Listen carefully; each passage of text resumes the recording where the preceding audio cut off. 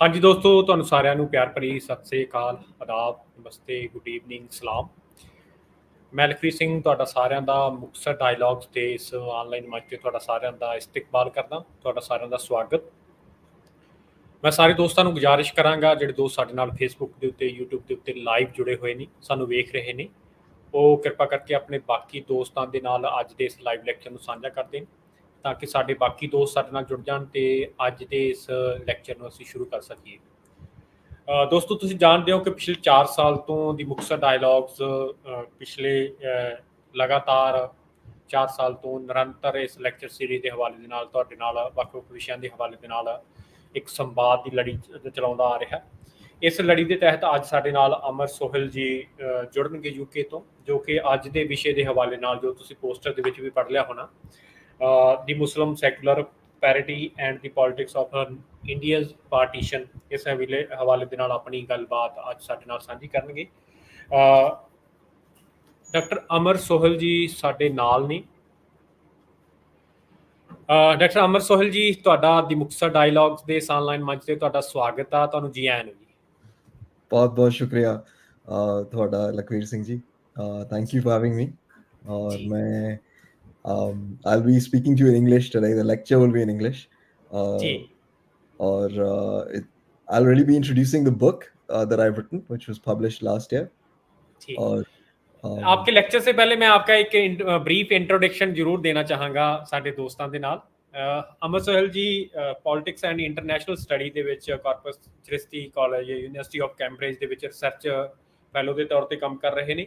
University college London ਤੋਂ ਉਹਨਾਂ ਨੇ ਹਿਸਟਰੀ ਦੇ ਵਿੱਚ ਆਪਣੀ ਸਟੱਡੀ ਪੂਰੀ ਕੀਤੀ ਆ। ਉਸ ਤੋਂ ਬਾਅਦ ਉਹਨਾਂ ਨੇ ਬਲੌਲ ਕਾਲਜ ਆਕਸਫੋਰਡ ਦੇ ਵਿੱਚ ਮਾਸਟਰ ਆਫ ਸਟੱਡੀ ਜਿਹੜੀ ਹੈਗੀ ਆ South Asian history and Hindi literature ਪੂਰੀ ਕੀਤੀ। 2019 ਦੇ ਵਿੱਚ ਉਹਨਾਂ ਨੇ ਮੈਟਨ ਕਾਲਜ ਆਕਸਫੋਰਡ ਤੋਂ ਹਿਸਟਰੀ ਦੇ ਵਿੱਚ ਪ੍ਰੋਫੈਸਰ ਫੈਜ਼ਲ ਦੇਵ ਜੀ ਦੇ ਅਧੀਨ ਆਪਣੀ ਡੀਫਿਲ ਦੀ ਡਿਗਰੀ ਪੂਰੀ ਕੀਤੀ ਹੈ।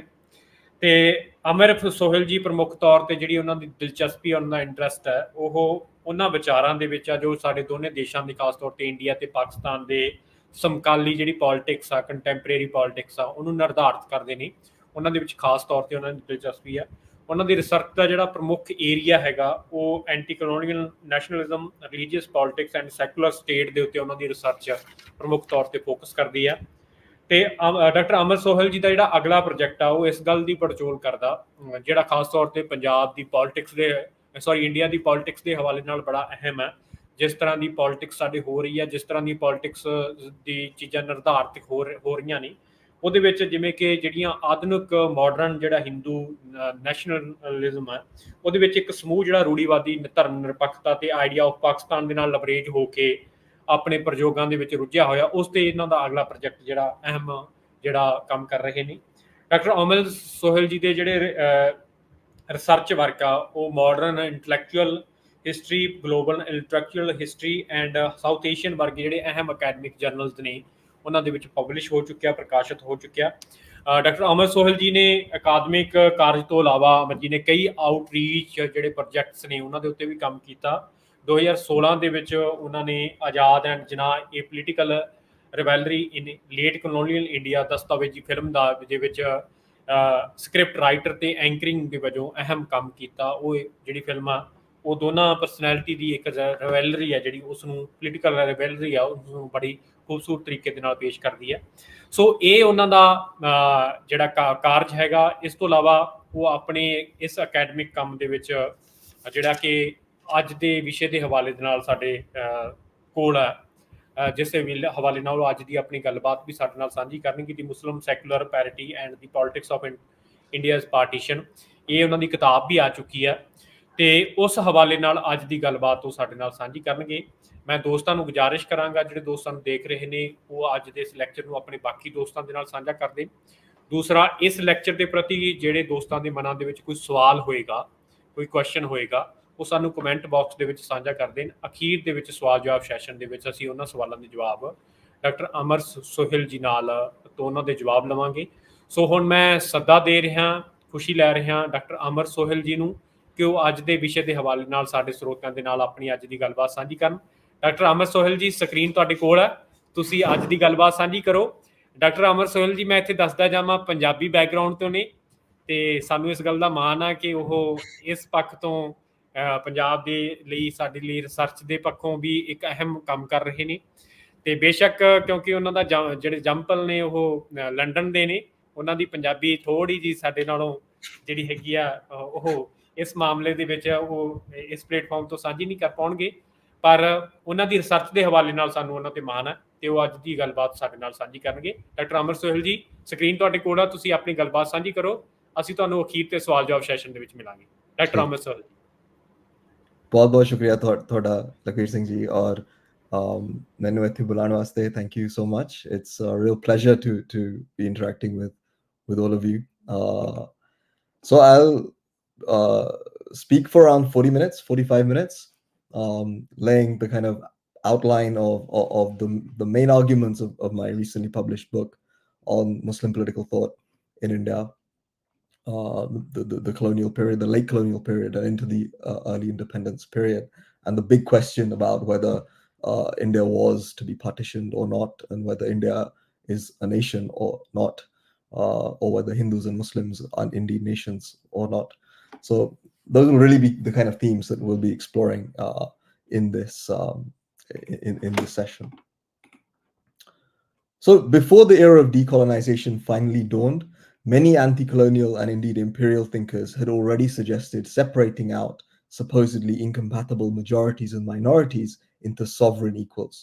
Partitions thus frequently emerged as the victorious solution for forestalling the tyranny of numbers, not just in Hindu majority India, but also in other places like Palestine and earlier in Ireland.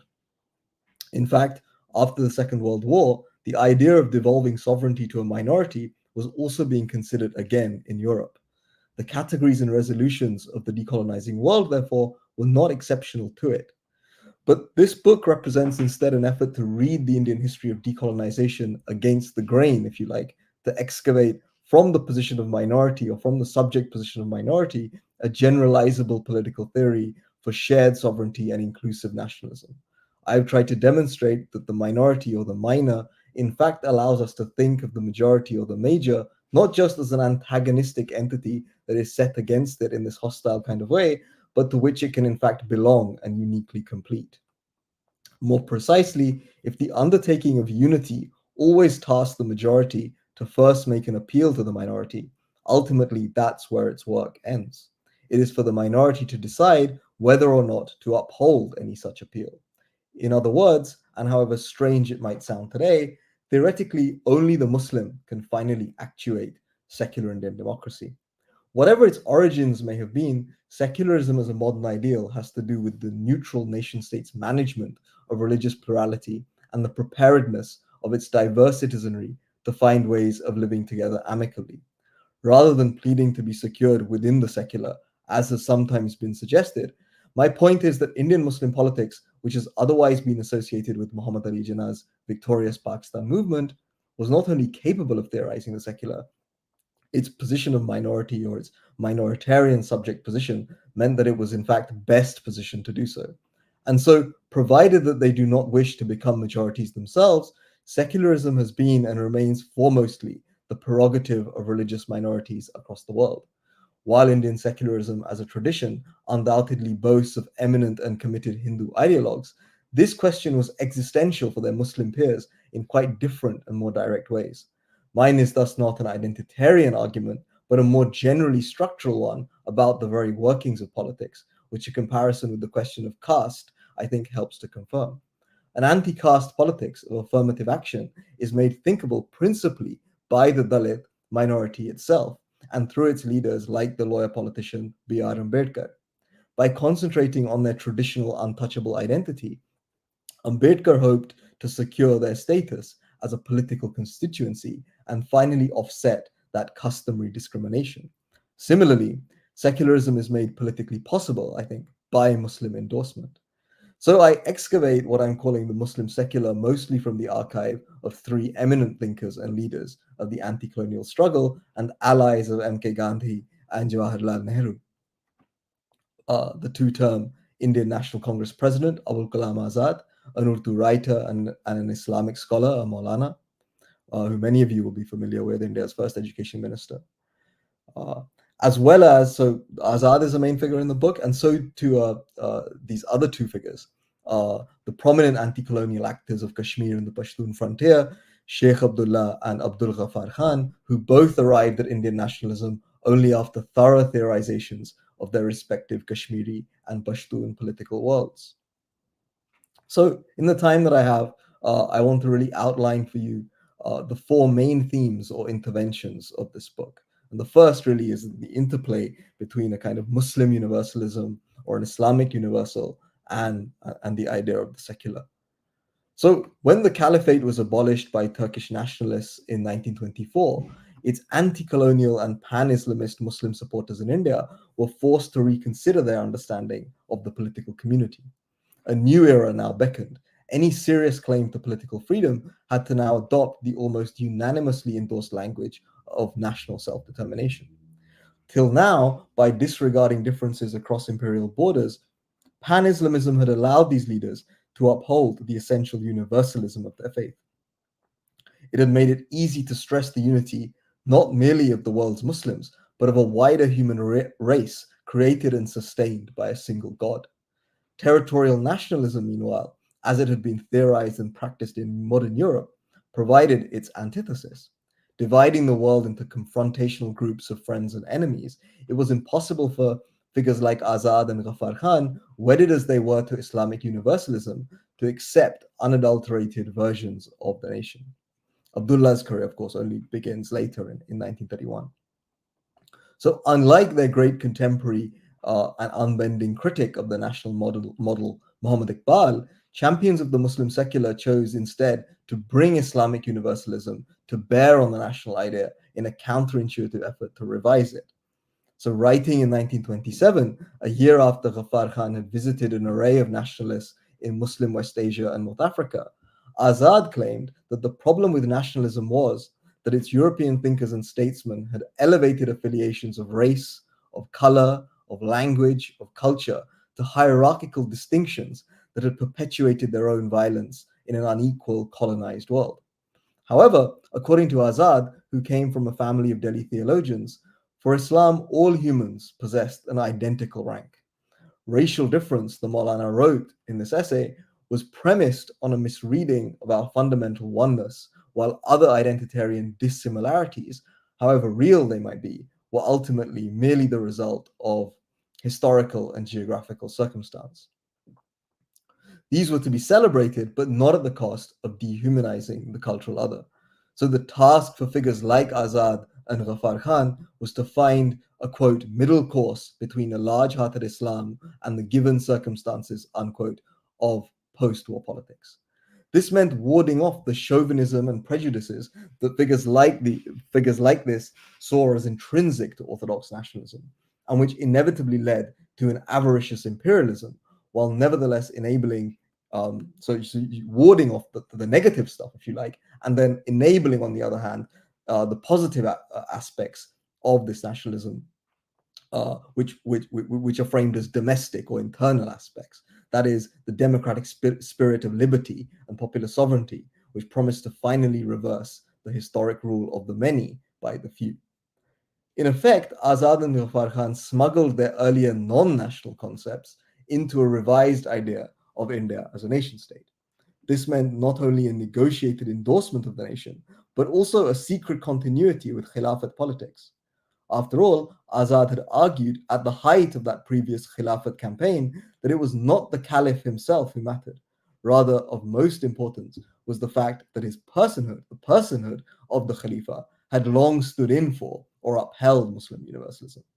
Now counterintuitively instantiated in the nation itself, such universalism was therefore quite transferable, right? You can locate it in various different places, and now you're kind of counterintuitively locating it in the nation.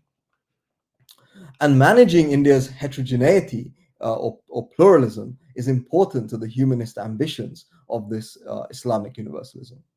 If it could find space for regional and religious diversity, India would be, to misquote their opponent Iqbal only slightly, the greatest Muslim country in the world. The universal concept of insaniyat or humanity becomes the foundation from which one must launch an anti-partition argument. So this new national unity did not mean the dissolution of religious particularity into some kind of homogeneous whole. From the subject position of minority, that would almost certainly have meant neglecting, if not forfeiting, Islam in India. Homogenization was thus another violent element of European nationalist modernity to be strongly resisted. And so when I talk in the book about an interactive nationalism, I mean one which, outside the autonomous realm of religious practice, frequently traversed the boundary between Hindu and Muslim, and indeed Sikh and Christian, to produce something shared. Right?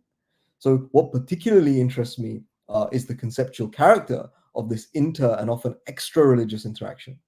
Retaining the separate integrities of Hinduism and Islam, the Muslim secular nevertheless opens Indians to a nationality founded upon things as diverse as a common pre-colonial inheritance, a collection of shared ethno-linguistic particularities, and reciprocal ethical agreements in the face of colonial violence. And maybe we can get to what that all means a bit later.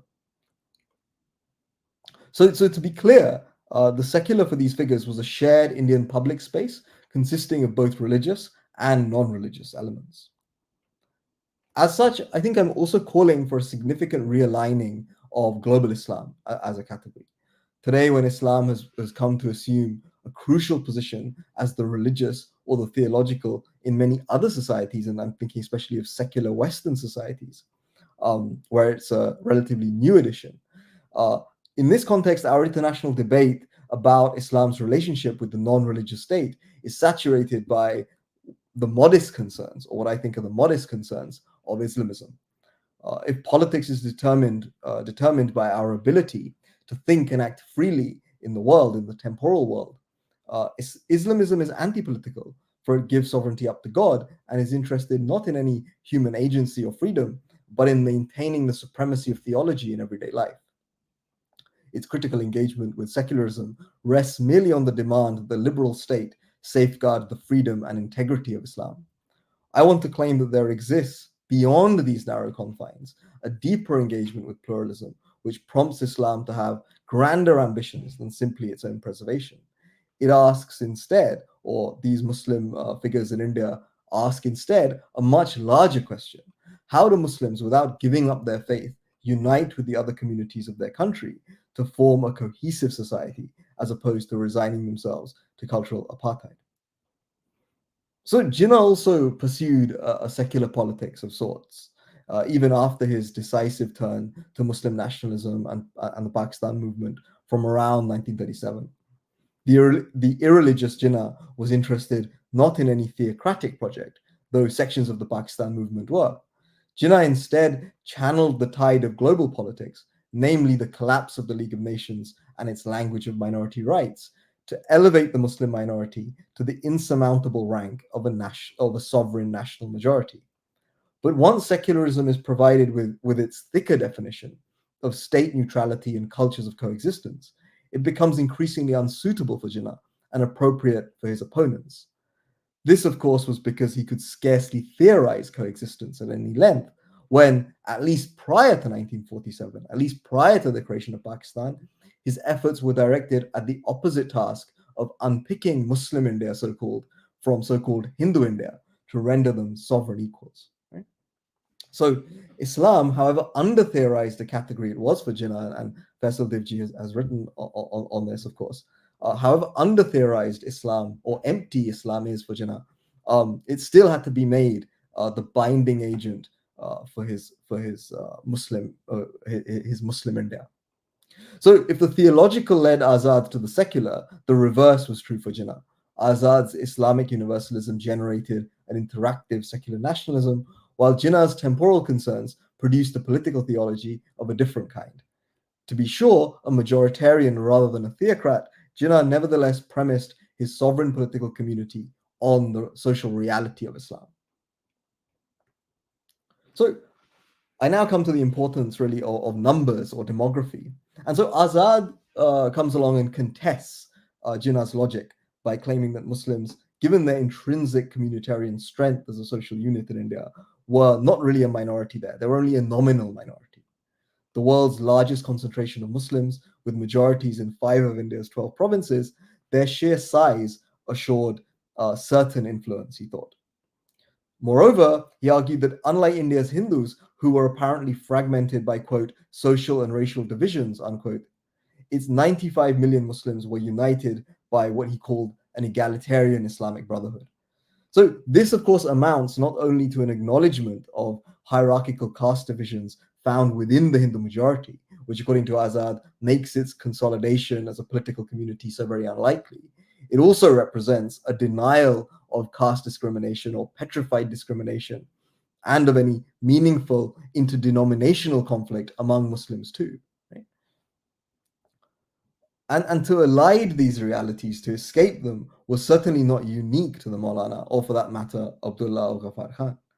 It represented a common way of thinking amongst almost all those eminent and indeed upper caste Muslim figures who found themselves at the apex of late colonial Indian politics.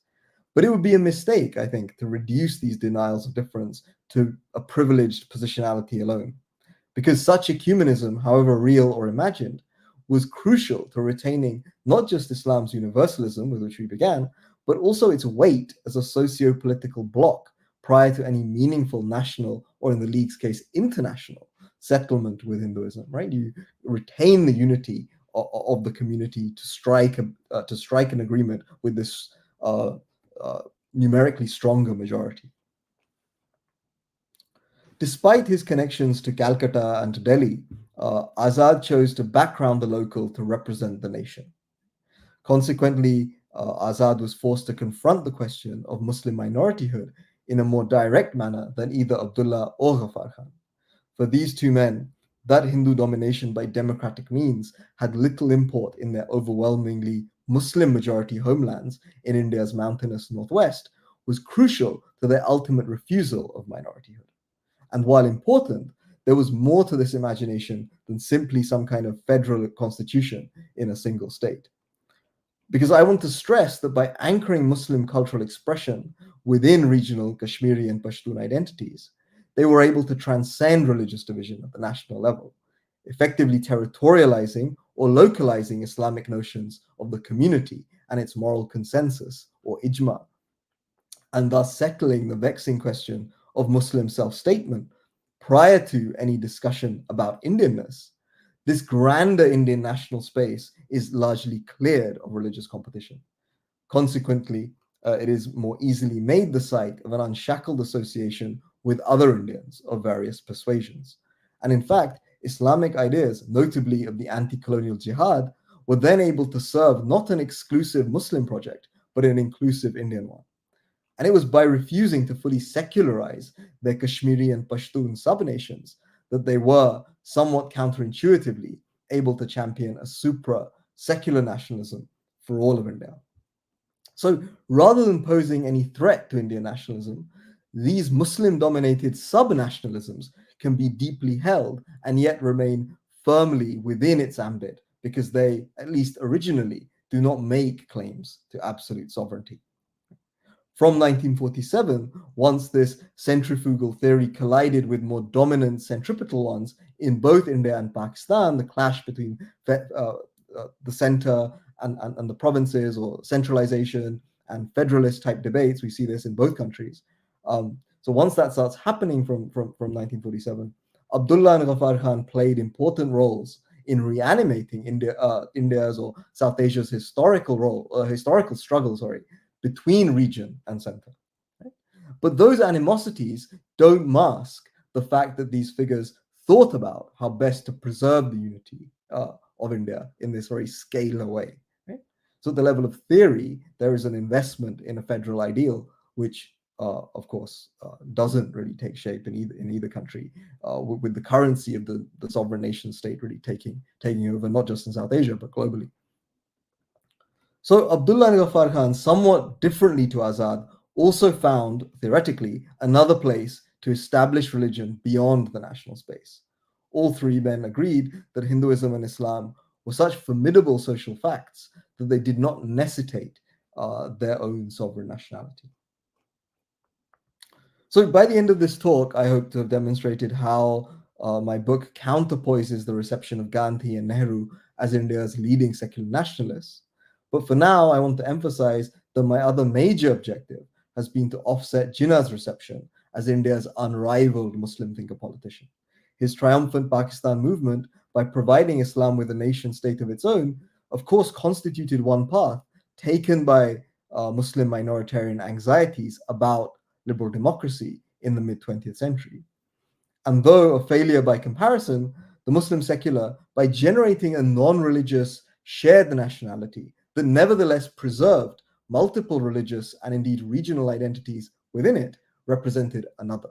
Right? So these are two different ways of dealing with the same problem of the potentiality of Muslim minoritization or Muslim minorityhood. So the third theme that I want to talk to you about really is are really dealings with sovereignty, the concept of sovereignty. So demography was not all that led our three protagonists, or the three protagonists of my book, to reject the partition of India. Just as important were the negative social costs that they perceived of two diametrically opposed religious nations confronting one another. In short, Jinnah's two-nation theory was superfluous, but it was scarcely harmless. By forcibly delinking Hindu from Muslim in every possible way, these three men suggested that its unavoidable violence was destined to turn India's imperfect social equilibrium, both resilient and unstable in equal measure, into something much, much worse, irreversible antagonism. So, animated by a deep historicity or historical sense, the Muslim secular recognized not just the shift in historical time from imperial to popular rule, but that enmity, as much as amity, or hatred as much as friendship, if you want to flip it around, or term it in that way, these things had long defined the volatile familial relationship between Hindus and Muslims. There's an acknowledgement of that, and really mine here is an engagement, as some of you may already have noticed, with Shruti Kapila's idea of a violent fraternity in her book, which I think was out in 2021.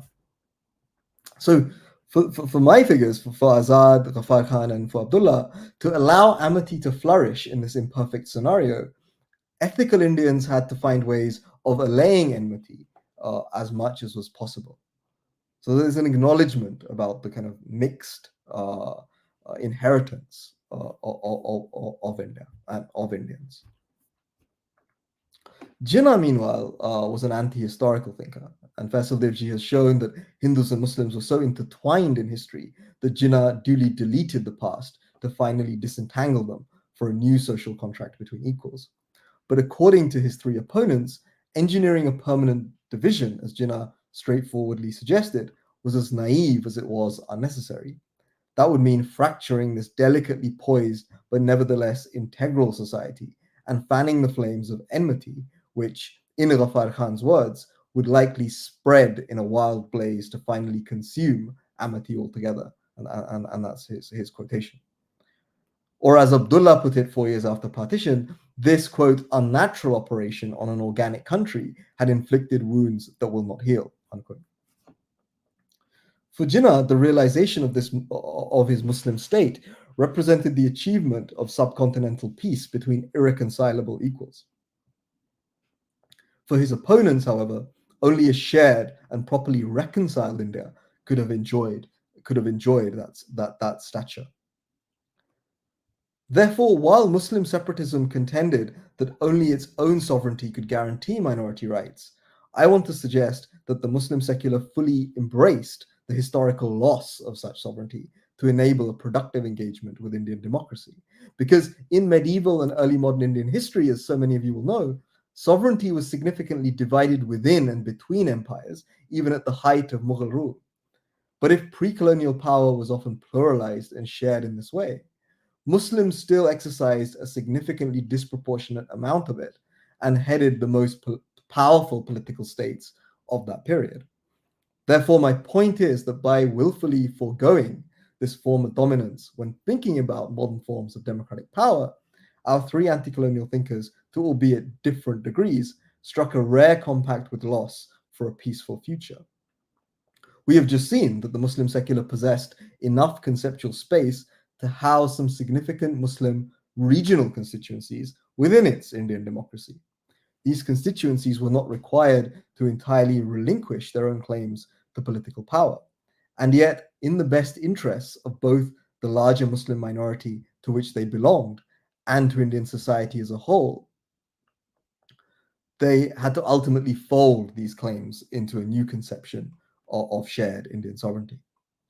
This compact applied in an especially acute way to Azad's countrywide and nominal Muslim minority that was capable of counterpoising, according to him, a divided Hindu majority, and whose Hindustani elite traced their lines back to the darbars of yesteryear. But it also named Ghaffar Khan's politics. His Pashtuns possessed a commentary of their own about their autonomy on a distant frontier, which, though derived from pre-colonial sources, and the local code of Pashtunwali, of course, it had also been redoubled by colonial notions of a martial race. This is one of India's so-called martial races. Right? In Kashmir, which in colonial times was headed by a chauvinistic Hindu prince, the earlier history of local Muslim kingship was important to Abdullah. But his idea of Kashmiri democracy did not replace one variety of sectarian sovereignty with another, but rather produced an idea of an inclusive and indeed socialist order. Prior to 1947, our three protagonists accepted then that an exclusive Muslim sovereignty was inapplicable. It did not apply to their collaborative present for which all citizens and communities were of the same democratic value. As such, they calibrated their inheritances of Muslim political power accordingly. This was the mandatory right, if you like, to be performed by Muslims for the preservation of Indian social equanimity. This right, however, ought not to be mistaken as somehow sacrificial, for the strong were not meant to be foregoing something that they had attached great contemporary value to. Rather, they were actively stretching for what they now truly desired, the grander modern prize of democratic freedom and its attendant peace. In this way, then, Abdullah, Ghaffar Khan, and Azad understood the structural truism with which I began this talk, right? That while a majority must partake in creating the conditions for unity, only a willing minority can finally actuate that unity. It can decide to become a majority of its own.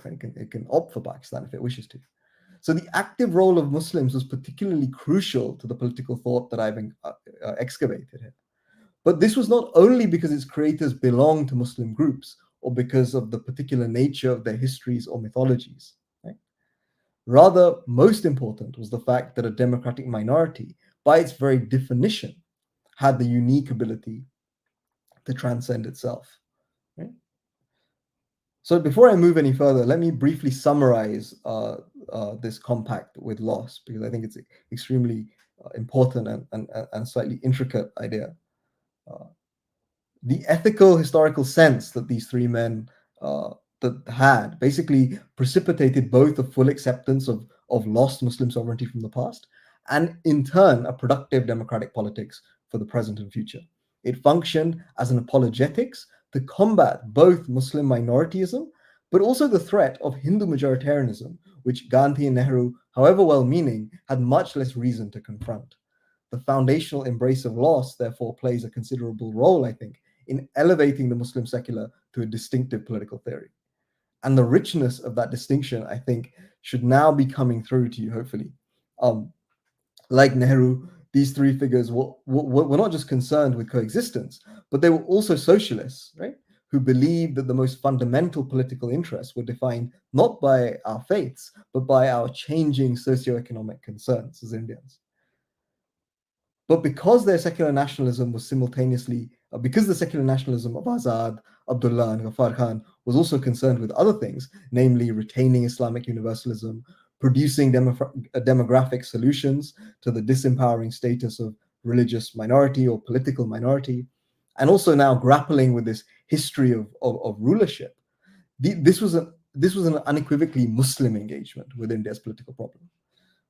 So it's this kind of duality which I wish to capture in my use of the Muslim secular, the term the Muslim secular, to describe a distinct and rich secularity, one that is located within the grander intellectual family or tradition of secular Indian nationalism, and which I'm really trying to, in this book, pluralize and reconstruct.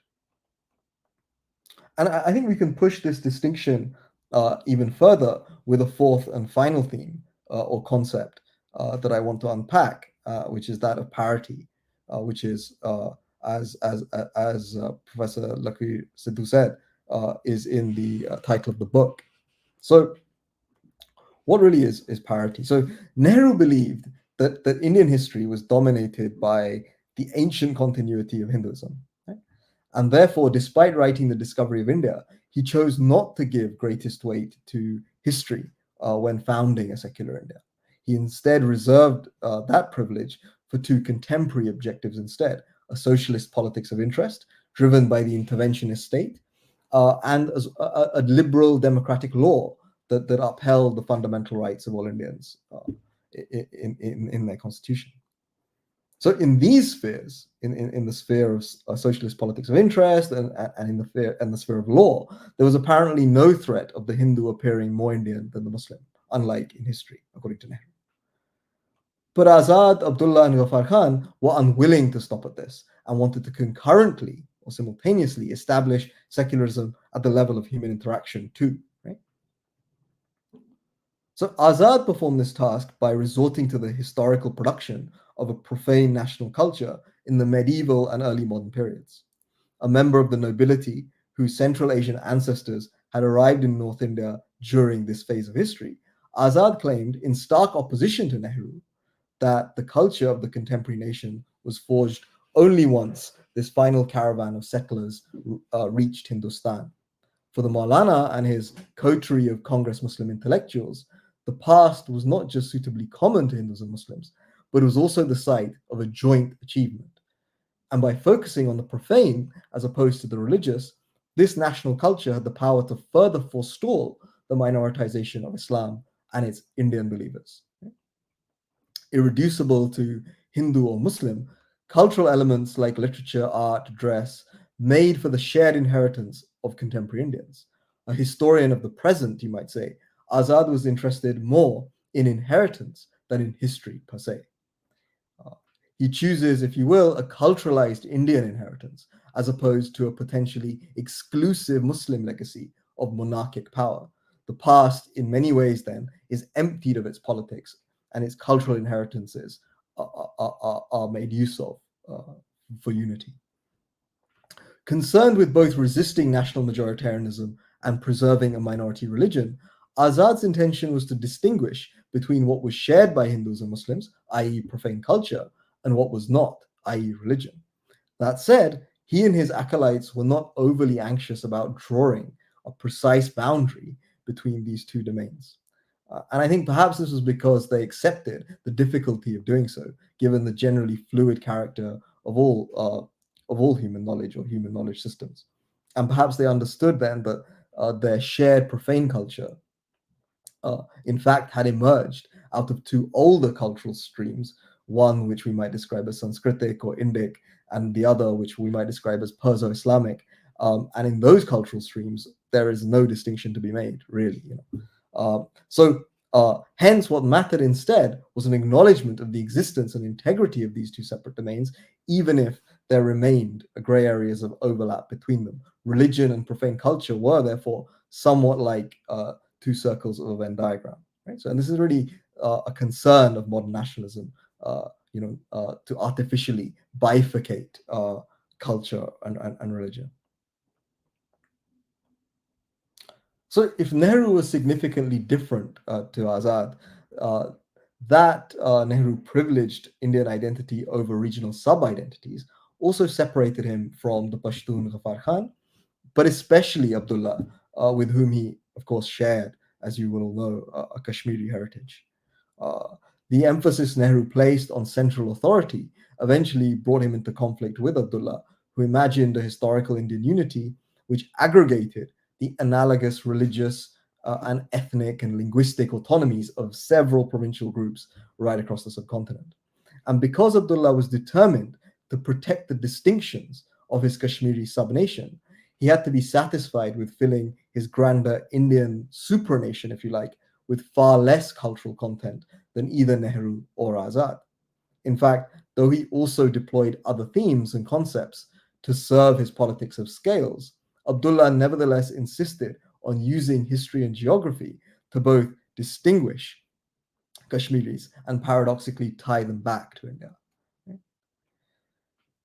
And Faisal Devji tells us that for Gandhi, like our three Muslim thinkers, secularism is essentially conceived in principally social terms too, although slightly differently. So designed to govern everyday relations, secularism for the Mahatma amounted to a vernacular idea of tolerance and even love for the religious other, something which could terminate, Gandhi thought, the toxic and ongoing cycle of betrayal fomented by the fraternal expectations that Hindus and Muslims have of each other or had of each other.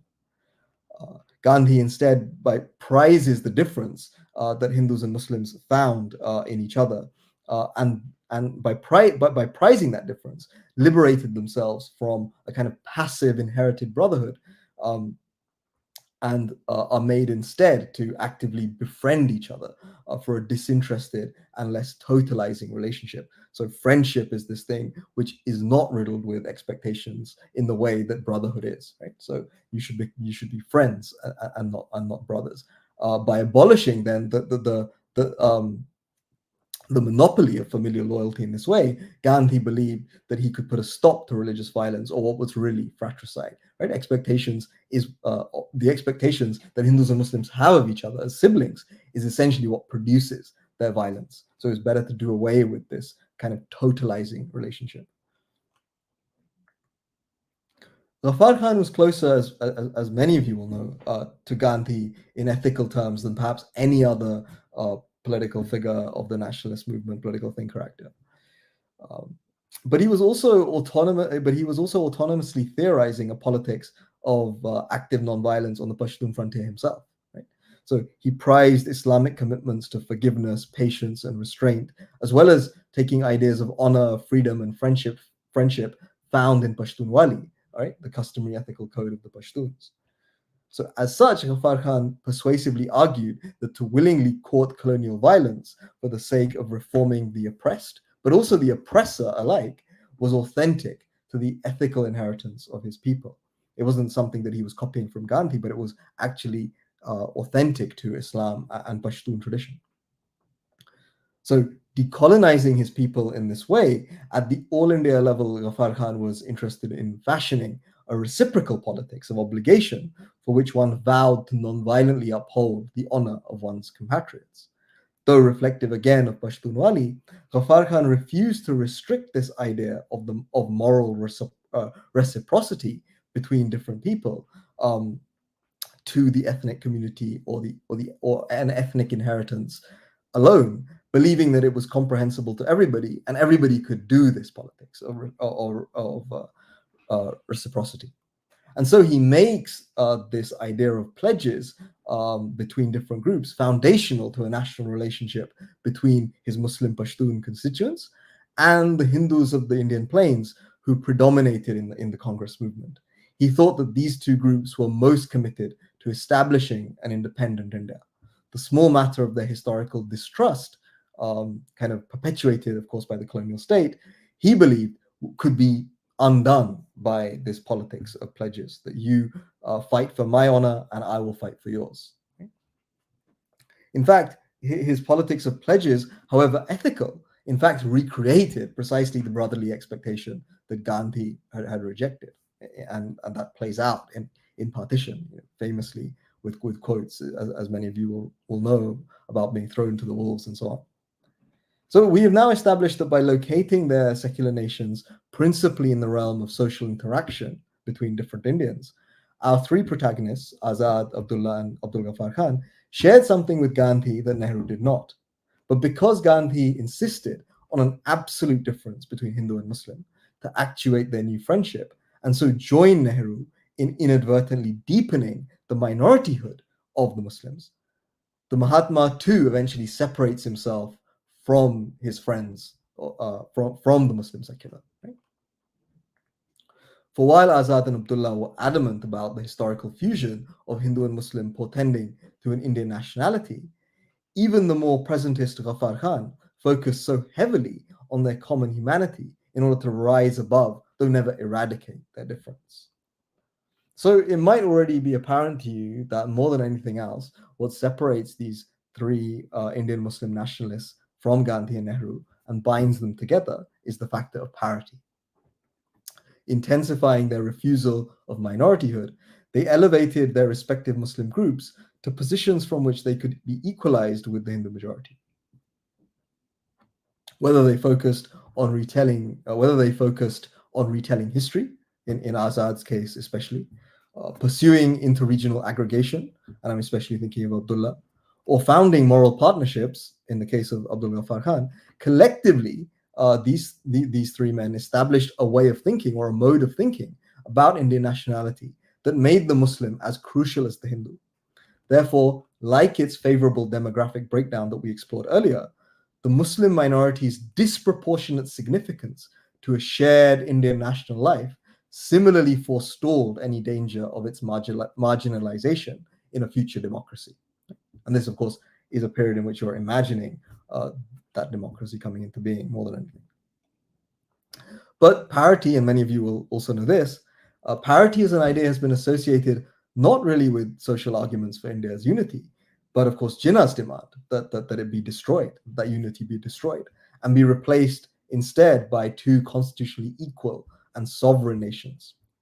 But insofar as they refused to be classified as an uninfluential minority and remained interested in an overt kind of equalization with Hindus as Muslims, right? Jinnah's Muslim opponents shared a language, however limited, with him.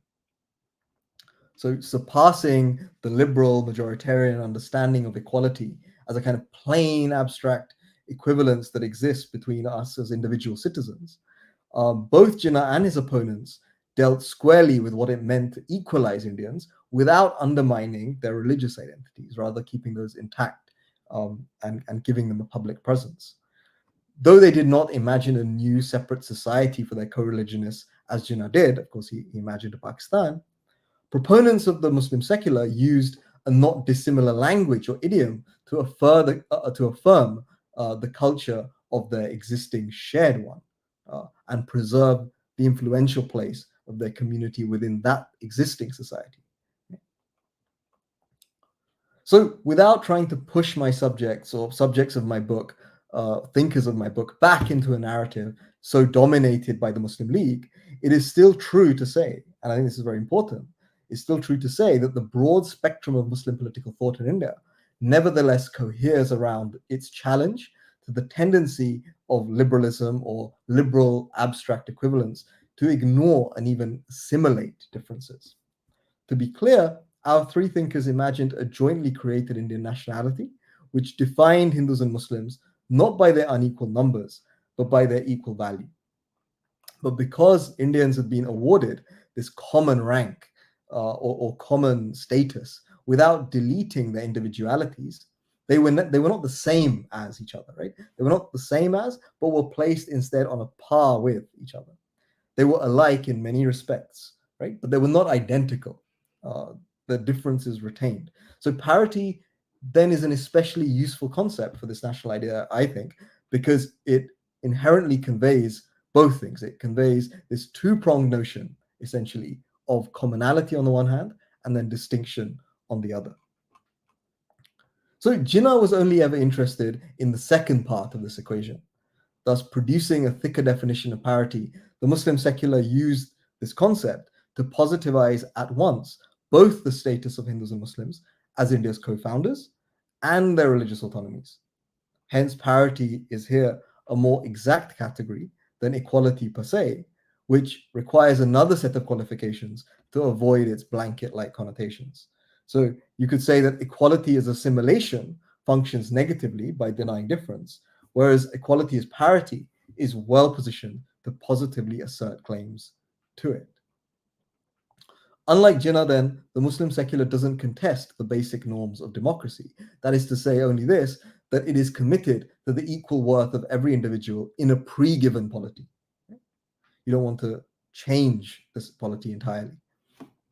Nevertheless, equality as parity is the conceptual force by which the Muslim secular pushes Indian democratic theory from firmly within its own ambit, albeit to new limits. And I think Ambedkar did just this, although of course there are clear differences too. But Ambedkar did something similar when he too resisted the majoritarian force of equivalence and assimilation to argue that differential rights for Dalits by way of affirmative action was the only way to secure liberty for all, and in turn a legitimate form of Indian equality. By acknowledging that its citizens had never before been a single people, modern law, according to Ambedkar, had the power to offset the historical and contemporary reality of discrimination by, in effect, establishing a contract between formerly unequal castes. Not dissimilarly, then, the Muslim secular makes Indian equality contingent on the total refusal of Muslim minoritization, found in its full assertion of commonality and distinction. So conditional to a good life in the democratic era, this two-pronged parity was its retort to both its opponents and as well as its allies, right? So it's a retort to Jinnah on the one hand, but of course it's a retort to Gandhi and Nehru too, who in different ways undervalued, according to these figures, Muslims in India, right? So it's a challenge to both sets of dominant thinkers. So if it admonishes its foes, Jinnah and Pakistan, but also, of course, the founder of Hindutva, V.D. Savarkar, right? It also lays down, I think, a challenge for its intellectual friends, Gandhi and Nehru, and therefore helps us to really pluralize what we mean by secularism in India. So I'll leave it there, and I'll hand you back to Lakvirji, and maybe we can perhaps take some questions and so on. Thank you so much Sohal ਜੀ ਤੁਸੀਂ ਬੜੀ detail ਦੇ ਵਿੱਚ ਆਜ਼ਾਦ ਜੀ ਦੇ ਗਫਾਰ ਖਾਨ ਤੇ ਅਬਦੁੱਲਾ ਜੀ ਦੇ ਹਵਾਲੇ ਦੇ ਨਾਲ ਆਪਣੀ ਗੱਲਬਾਤ ਪਾਰਟੀਸ਼ਨ ਦੇ ਹਵਾਲੇ ਦੇ ਨਾਲ ਸੈਕੂਲਰ ਜਿਹੜੀ ਟ੍ਰੈਡੀਸ਼ਨ ਆ ਉਸ ਹਵਾਲੇ ਦੇ ਨਾਲ ਮੁਸਲਿਮ ਸੈਕੂਲਰ ਟ੍ਰੈਡੀਸ਼ਨ ਉਸ ਹਵਾਲੇ ਨਾਲ ਗੱਲਬਾਤ ਸਾਡੇ ਨਾਲ ਸਾਂਝੀ ਕੀਤੀ। ਸਾਡੇ ਦੋਸਤਾਂ ਦੇ ਕੁਝ ਸਵਾਲ ਨੇ ਜੀ ਮੈਂ ਤੁਹਾਡੇ ਨਾਲ ਸਾਂਝੇ ਕਰਨਾ ਚਾਹਾਂਗਾ। ਬਿਲਕੁਲ। ਪਹਿਲਾ ਸਵਾਲ ਸਾਡਾ ਪ੍ਰੋਫੈਸਰ ਹਰਦੀਪ ਕੌਰ ਵੜੈਤ ਜੀ ਕਰ ਰਹੇ ਨੇ।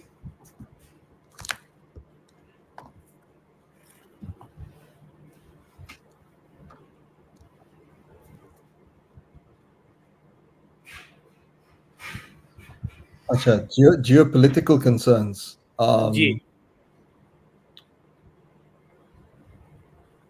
Yeah, I think there's a certain understanding that India's unity is important for many reasons, right? One of them is the idea of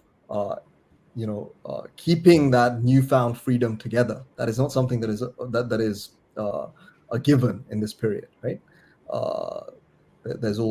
There is talk of balkanization and so on, and this is especially a concern, I think, for Abdul Ghaffar Khan and for Sheikh Abdullah too.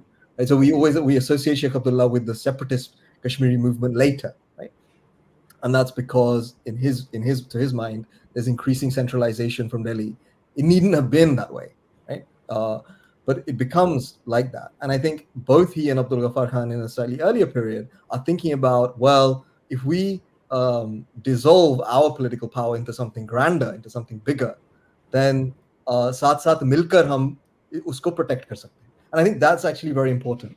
There's a certain geopolitical awareness that India is encircled by many powers around it, and not least China and Russia, right? And they say as much, that actually to preserve this freedom that we're going to win from the British, ye bahut zaruri hai ki hum saath rahe. And that is definitely part of the rhetoric. It's a really good question, because it's not something I spoke much about, but it also shows that the essential concerns of these figures is first the domestic question of minority, right? Which is also an international concern as well. It's being debated everywhere. At this very point, there's the question of the Jewish minority in Europe and so on, right? At the same time, wahan pe bhi baat ho rahi hai minority ke bare mein. So I think there's a kind of it's important. The geopolitical thing is important, but perhaps it gets left out a little bit because of the emphasis on minority. And is it okay, Lakbir ji, if you would you like me to reply mostly in English? Hindi में भी कर सकता हूँ, पंजाबी में तो बहुत मुश्किल होगी. जैसा आपको ठीक लगे जी. अच्छा. अगला सवाल सानू प्रोफेसर सुखदेव सोल जी कर रहे ने. जी. Whose position became more pitiable? Bada acha sawal hai. I think it's a really good question. Because they're kind of, in many ways, these are the losers of history. And the beauty of political thought as a field, which is an emerging field in Indian history, is that you try and excavate, or you try and rediscover ideas which can, I think, play a role in our contemporary debate about what is Indian democracy, what are South Asian relations, and that's what actually inspired me to take up this work. So I'm less concerned with lamenting the defeat of anybody, but rather extending the debate within, I mean, off air we were discussing today's politics, elections, and so on, and I think these ideas feed into that. How do we conceptualize the position of the Muslim in India today?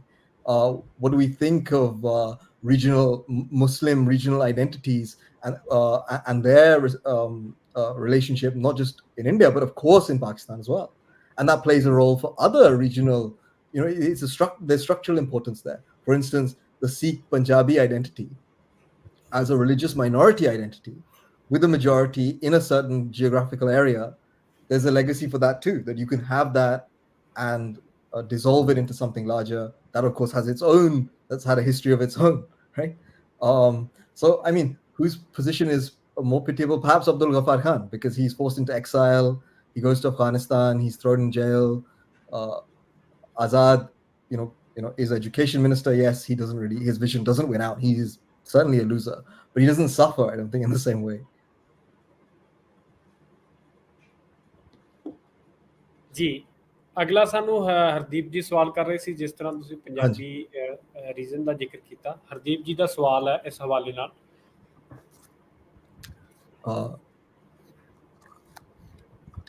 ਦੋ ਸਵਾਲ ਥੇ ਨਾ? What's the one slightly before this? Sorry. One is there. Yeah. So why didn't the Punjabis demand the composite Punjabi back? Was it due to a lack of Punjabis? That's interesting. I think there's definitely something. I think it's something that's underplayed, actually, that there is, Punjab, and you will all know this, that Punjab is one of the final provinces to elect a Muslim League ministry, right? It has a Muslim majority, but it's only a slim Muslim majority, and so there is a lot of debate in Punjab at this time about what is the future going to look like? Is there going to be is Punjab going to become a nation state? Is it going to become a province in one India? Is it going to be divided? So aisa nahi hai ki it's just about division. There's actually a lot of debate going on. I think we forget figures associated with the Unionist Party, for instance. The Unionist Party was an agricultural party of Hindus, Muslims, and Sikhs. It ran the government in Punjab for a long time, for quite a while in the late colonial period. It wasn't an anti-colonial party, right? It was actually an imperial party. It was for British rule, but it spoke the language of inclusion, even if it spoke largely for the interests of for agricultural interests. So I wouldn't say that this was like not a concern. I think there was a debate, and more work probably needs to be done on ideas of the unity of the Punjab as a political option in this period. But I think it does get. I think the question is right, because it does get sucked into this bigger Hindu-Muslim national narrative. Because I think what the Congress and the Muslim League agree on is that sovereignty essentially is going to be located at the center, right? It's not really going to be divided up in this federal way. And in that, they're in agreement. And so then the regional focus actually gets undercut.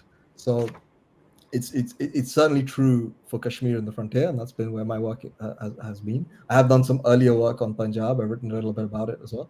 But I think that is true, that ultimately regional identity does get put on the back burner. ਅਗਲਾ ਸਵਾਲ ਇਹਨਾਂ ਦਾ ਸੀ partition ਦੇ ਹਵਾਲੇ ਦੇ ਨਾਲ ਜੀ ਵਾਲਿਸ਼